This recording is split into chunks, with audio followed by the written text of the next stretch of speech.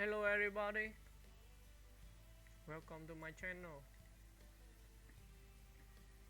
David Cassidy was an American actor, singer, and teen idol best known for his role as Keith Partridge in the 1970s musical sitcom The Partridge Family. Born on April 12, 1950, in New York City, he was the son of actor Jack Cassidy and actress Evelyn Ward, and later became the stepson of actress Shirley Jones. Cassidy skyrocketed to fame in his early 20s, blending television stardom with a successful pop music career. As the frontman of the Partridge Family, Cassidy became a household name, and his music, with hits like "I Think I Love You," topped charts around the world. At the height of his fame, he was one of the most popular teen idols of the era, drawing crowds in the tens of thousands to his concerts and gracing countless magazine covers. Despite his success, Cassidy struggled with the pressures of fame and typecasting. In later years, he pursued a solo music career and took on acting roles on stage and television, though he never quite recaptured the explosive popularity of his youth. He also dealt with personal challenges, including battles with substance abuse and financial troubles. Cassidy remained beloved by fans throughout his life, appreciated for his charm, talent, and the nostalgic joy his music and performances brought to millions. He died on November 21, 2017, at the age of 67 from liver failure, leaving behind a legacy as one of the defining pop culture figures of the 1970s. Early life and background. David Bruce Cassidy was born on April 12, 1950, in New York City. His parents, Jack Cassidy and Evelyn Ward, were both performers, which gave him early exposure to the entertainment industry. When his father remarried Shirley Jones, who would later play his on-screen mother, David moved to Los Angeles and attended high school there. Despite being born into a showbiz family, Cassidy initially had modest ambitions. He began his career with small roles in television series like Bonanza, 80 AM 12, and The FBI, before landing the life-changing role that would turn him into a global superstar. The Partridge Family and teen idol fame. In 1970, David Cassidy was cast as Keith Partridge in The Partridge Family, a musical sitcom about a widowed mother and her 5 children who form a pop band. Although he initially took the role to further his acting career, the show's unexpected popularity, especially its music, thrust him into the spotlight as a singer and teen heartthrob. Cassidy sang lead on most of the group's recordings, and their first single, "I Think I Love You," became a massive hit, reaching #1 on the Billboard Hot 100. Between 1970 and 1974, the Partridge Family produced several successful albums, and David released solo albums that also topped the charts, including Cherish and Rock Me Baby. At the height of his fame, Cassidy received over 25,000 fan letters a week, and his concerts sparked mass hysteria similar to Beatlemania. His 1974 concert in London's White City Stadium led to a tragic incident in which a young fan died, profoundly affecting him. Post-Partridge struggles and reinvention. Wanting to be taken more seriously as a musician, Cassidy grew frustrated with the bubblegum pop image. After the Partridge Family ended in 1974, he focused on his solo music career and theatrical work, including starring roles in Broadway and West End productions such as Joseph and the Amazing Technicolor Dreamcoat and Blood Brothers, with his half-brother Sean Cassidy. Despite periods of critical acclaim, his post-TV career was marked by ups and downs. Cassidy continued to perform throughout the 1980s and 1990s, maintaining a loyal fanbase. In the late 1990s and early 2000s, he found success in Las Vegas with shows like EFX and The Rat Pack Is Back. Personal life. In later years, Cassidy married 3 times and had 2 children, including actress Katie Cassidy, although their relationship was strained. He was candid about his lifelong struggles with alcohol, depression, and the pressures of fame. In his later years, he declared bankruptcy and was arrested multiple times for DUI. In early 2017, Cassidy revealed he had been diagnosed with dementia, a disease his grandfather and mother had also suffered from. His health deteriorated rapidly, and he died on November 21, 2017, from liver failure, surrounded by family. Legacy: David Cassidy remains an iconic figure of 1970s pop culture. While he may be best remembered for his role as Keith Partridge and the joyful music that came with it, his life story also reflects the complicated realities of fame at a young age.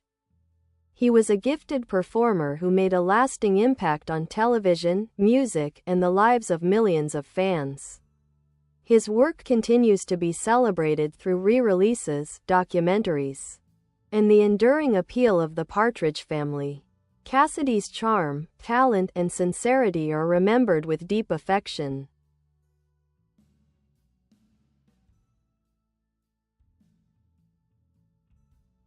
Rise to fame. A reluctant superstar, David Cassidy didn't set out to be a pop idol.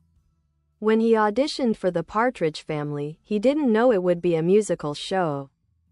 He was initially hired purely as an actor, but once producers discovered he could sing, he became the lead vocalist on the show's recordings. His natural charisma, boyish good looks, and vocal talent quickly made him a sensation. I Think I Love You, 1970, became a global hit, outselling the Beatles that year and earning the Partridge Family a Grammy nomination. The group sold over 25 million records worldwide. David's solo albums, including Cherish, 1972, and Rock Me Baby, 1973, also achieved commercial success. Despite this, Cassidy often expressed frustration about being pigeonholed into the teen idol image. In interviews, he described feeling like a product rather than an artist, something he would struggle with throughout his career. Heartbreak: the pressures of fame. Few celebrities in the early 70s faced the kind of frenzied attention Cassidy did. He couldn't go out in public without being mobbed. At concerts, thousands of screaming fans would wait overnight for a glimpse of him. During a 1974 concert in London, a tragic stampede resulted in the death of a teenage girl and injuries to dozens of others, a turning point for Cassidy. Deeply shaken, he cancelled the remainder of his tour and temporarily stepped back from performing. This event, combined with his desire to be taken seriously as a musician and actor, marked a transition away from his teen heartthrob persona. Face mask: reinventing himself. After the Partridge Family ended, Cassidy focused on reinventing himself. He appeared on Broadway in Little Johnny Jones, 1982, and later in Blood Brothers, 1993, where he co-starred with half-brother Shaun Cassidy. His performances were praised, but they didn't recapture the commercial heights of his early fame. He found a new audience in Las Vegas during the late 1990s and early 2000s, where he starred in EFX and later The Rat Pack Is Back. He also co-created and starred in At the Copa, a musical show that combined his love of big band jazz with showbiz flair. These performances highlighted his skills as a seasoned entertainer and drew both longtime fans and new admirers. Family, struggles, and honesty. Cassidy's personal life was often turbulent. He married 3 times and had 2 children. His daughter, Katie Cassidy, became a successful actress in her own right, though David admitted they had a distant relationship due to his absence during her childhood. His son, Beau, shared a closer bond with him and helped care for him in later years. Throughout his life, Cassidy was candid about his struggles with addiction and mental health. In 2008, he publicly acknowledged his long battle with alcoholism. His later years were marked by a series of DUI arrests, and in 2017, he revealed he had been diagnosed with dementia. At the time, many suspected his erratic behavior was due to alcohol, but Cassidy clarified that his illness had been the true cause. In the final days of his life, Cassidy was surrounded by family and reportedly expressed gratitude and peace. His last recorded words, as shared by his daughter Katie, were, "So much wasted time." Glowing star legacy and cultural impact. David Cassidy's influence on popular culture is enduring.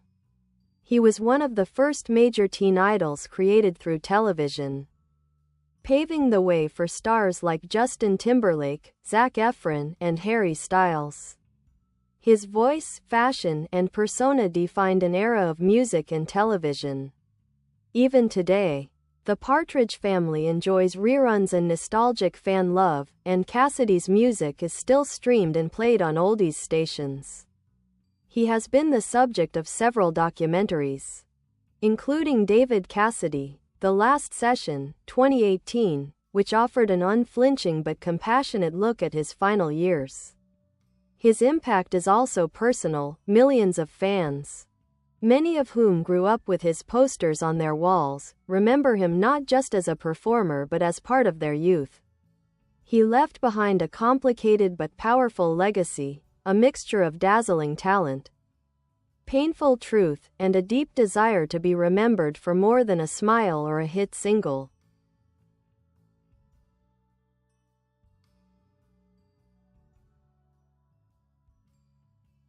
The teen idol machine. A double-edged sword. David Cassidy was one of the first manufactured teen idols of the television era. What made him different, however, was that his talent was real. He could sing, play instruments, and write music. But the machinery around the Partridge Family and the 1970s teen magazine culture commodified him. He once said, "I wasn't really a rock star. I was a television character who had a very big hit record. I was a marketing tool." He appeared on the cover of Tiger Beat, 16, and Bravo more than anyone of his time. His concerts were often packed with thousands of screaming girls, many of whom were too young to understand the pressure he felt as the man behind the poster. He was told what to wear, how to smile, even how to walk. And while he was grateful for the success, he quietly longed for artistic freedom and personal space. Musical notes. Music beyond the TV show. While the Partridge Family released several hits, Cassidy's solo work was more personal and ambitious. Albums like Dreams Are Nothing More Than Wishes, 1973, and Home Is Where the Heart Is, 1976, reflected his deeper songwriting skills and interest in rock, blues, and folk. He covered artists like Harry Nilsson and John Lennon, showing he had the chops to move beyond bubblegum pop. Despite solid material, the industry didn't always take him seriously. The shadow of Keith Partridge was hard to escape. Cassidy once said that radio stations wouldn't play his new material because they thought of me as the guy from a TV sitcom, not a musician. Still, he never stopped writing, recording, or performing, even in his 60s. Speech balloon. How he was viewed by peers. Though David often fought to be taken seriously, many in the industry respected his talent. Shirley Jones, his stepmother and Partridge Family co-star, said, "David was so much more than Keith Partridge. He had an incredible instinct for music and an intelligence that people often overlooked because of his looks." Sean Cassidy, his half-brother, said after his death, "When I was a little boy and my big brother would come to visit, I always wanted to be like him. He was so beautiful, so brilliant." Artists like George Michael, Rick Springfield, and even members of Oasis cited Cassidy as an early influence. He was, in some ways, a blueprint for later artists who had to navigate both commercial success and the hunger to be seen as real. Light bulb fame, mental health, and reflection. Cassidy's story is increasingly relevant today, as conversations around fame and mental health become more open. Long before celebrities spoke openly about addiction, anxiety, or burnout, David was already trying to explain the emotional cost of stardom. He was introspective, sometimes melancholic, but always honest. He admitted that much of his life felt like a performance, trying to live up to the image people had of him. He loved his fans, but he felt misunderstood. In his memoir Could It Be Forever? He wrote, "I tried so hard to be the person they wanted me to be, and somewhere along the way, I forgot how to just be myself." Candle Death and Aftermath. In February 2017, Cassidy announced he was suffering from dementia, a devastating disease that had also taken his mother and grandfather. He died in November that year at 67. His final days were covered in the A&E documentary David Cassidy, The Last Session, which showed a man both struggling and deeply reflective. Katie Cassidy's tweet after his death, "Words can't express the solace our families received from all the love and support during this trying time," was widely shared. His final words, "So much wasted time," struck a chord with fans and non-fans alike. They weren't just about regret. They were a haunting reflection of how easily life can slip by when you're always trying to please others. Shooting star. Why David Cassidy still matters today. David Cassidy's life is being reassessed, not just as a cautionary tale, but as the story of a man who loved music, fought for authenticity, and tried to find meaning beyond his fame. He was one of the first to experience the massive highs and crushing lows of modern celebrity, long before the internet, social media, or 24-hour news cycles intensified the experience. For fans, he remains a symbol of youthful joy, emotional vulnerability, and the golden era of TV music. For musicians, he was a quietly skilled artist who deserved more credit. For others, he was a reminder of the price of fame, and the importance of forgiveness, reinvention, and speaking truthfully.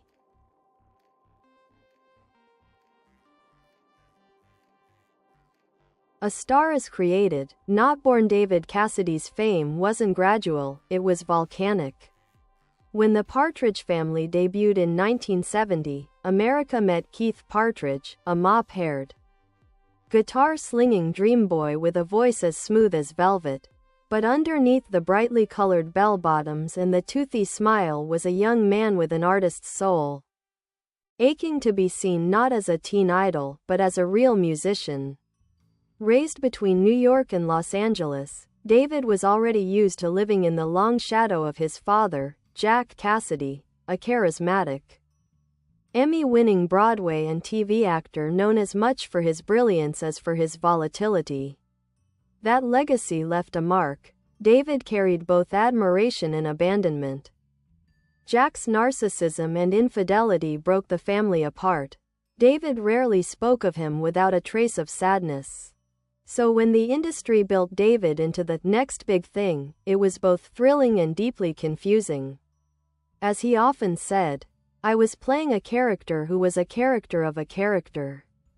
Light bulb. The split between public and private selves. Cassidy was one of the first stars to publicly discuss the emotional fracture caused by fame. On TV, he was fun, charming, invincible. Off-screen, he struggled with anxiety, exhaustion, and eventually substance use. He couldn't go anywhere without being chased by paparazzi, fans, even mothers of fans. He felt hunted. He famously posed nude for Rolling Stone in 1972, hoping to break the clean image. In the accompanying interview, he spoke openly about his loneliness, his drug use, and the pressure to maintain a lie. The piece was a revelation.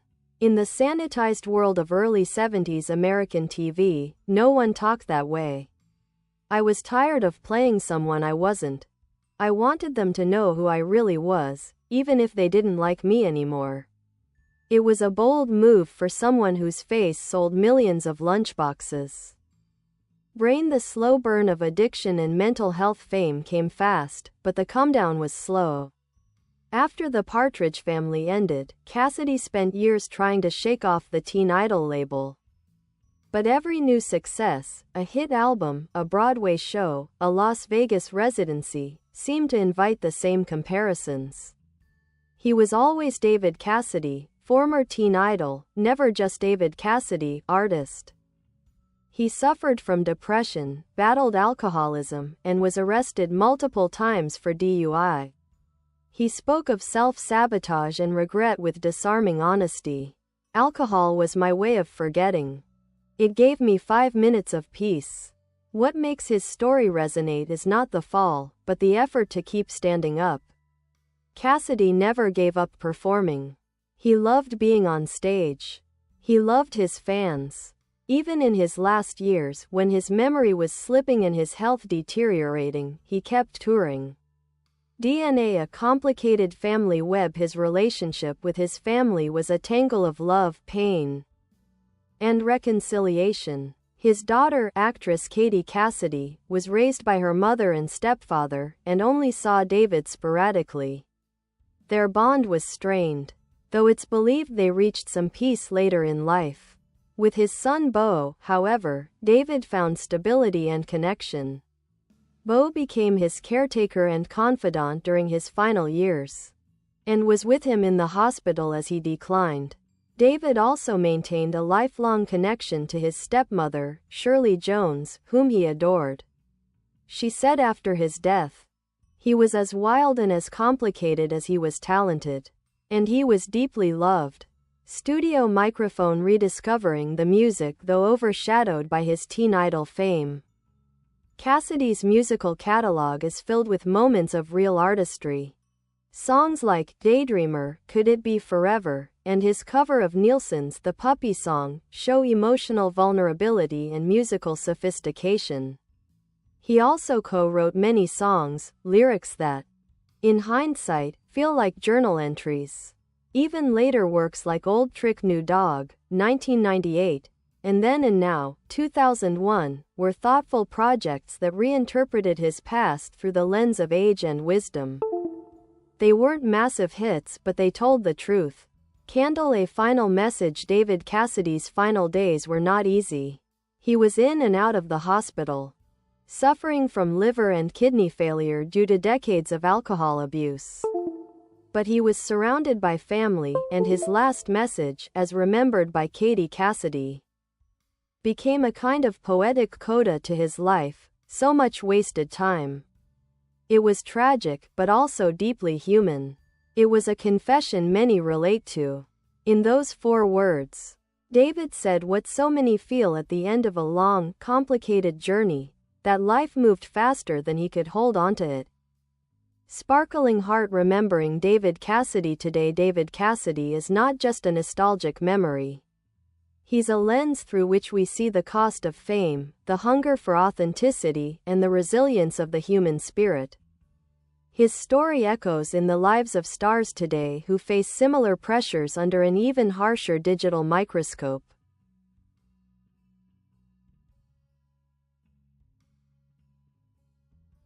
He was flawed, funny, gifted, haunted. He was a star you could fall in love with, and someone you could worry about.